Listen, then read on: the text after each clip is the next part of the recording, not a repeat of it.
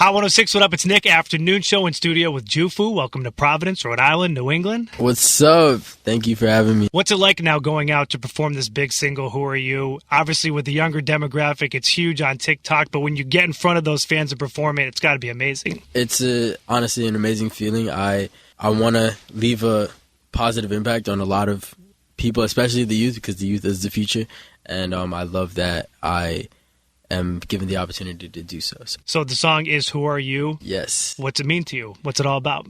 So it initially it started off as I initially got the idea from Rush Hour. So there's a scene in Rush Hour with Chris Tucker speaking to a sensei, and he's like, "Who are you?"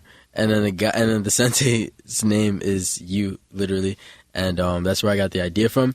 But over time, I just started to think to myself, there's a lot more to this, and this can be a much bigger record than it is, and it can symbolize just unity. So everybody is we are all the same overall, and when people are saying "Who are you?" I expect them to be like, "I'm you," because we are all human. We all breathe, we all eat, we all sleep, we all poop. Yeah. So the song blew up on TikTok, including one of our teams here, the Patriots, used it as a post with Stephon Gilmore. So when you hear things like that, I mean, these are the Super Bowl champs that are using your song. What does that make you feel like? It's super awesome feeling. And everything is just super surreal right now for me. So it's really dope, a little overwhelming. Will Smith to Steve Harvey, big names using your platform, using your song on their platforms.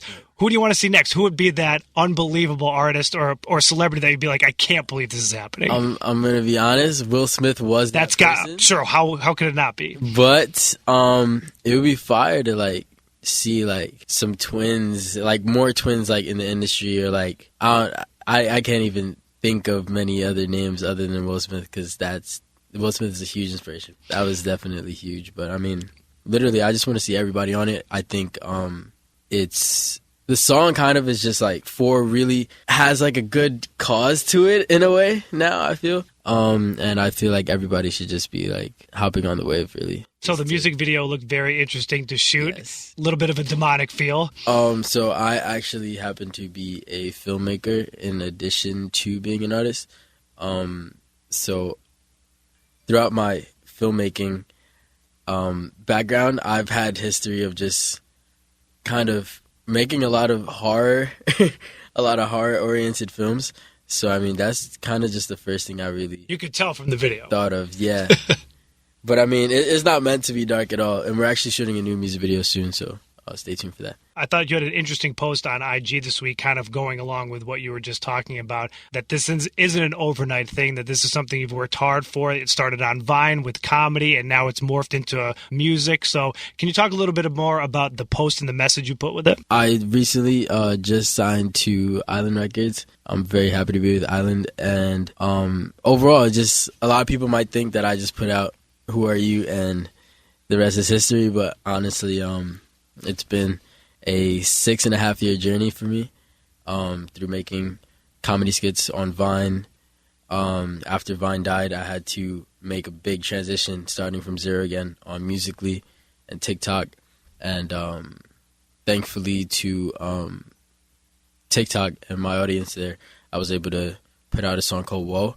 And that song broke and did fairly well on the platform. There's about 600,000 videos. And then I put out Who Are You? And that's when the rest becomes history. But it's definitely been a long journey of consistency. And I definitely could have given up after Vine died, but I made the decision to keep going with another platform, and I'm very happy that I did. Speaking of that, with music and keeping going now, what's the next step? Is there going to be more singles, or are we working toward a project? What can your fans expect? Everyone should be expecting a mixtape and an album coming soon. I would say around next year. And I'm very, very, very excited to show people what I got. I find it interesting to talk to artists whose songs blow up on these different platforms, social media platforms. So for those fans out there, because there are hundreds of thousands, millions of videos now using your song, how can they stand out to maybe have you see it? What can they do? How can it get in front of you? Really just a bunch of tagging. Yeah, just if somebody like really wants me to see a video, definitely I would say a lot of tagging. It's gonna be a little hard for me to find the videos on TikTok, so definitely if people share the video to my Instagram, I check my Instagram DMs like every single day, so that's really DMs are open. Yes. What can fans expect now, rest of 2019 into 2020 for you? The rest of 2019, I might just come to your city, and same for 2020. And in 2020, I'll be dropping some new music. So yeah.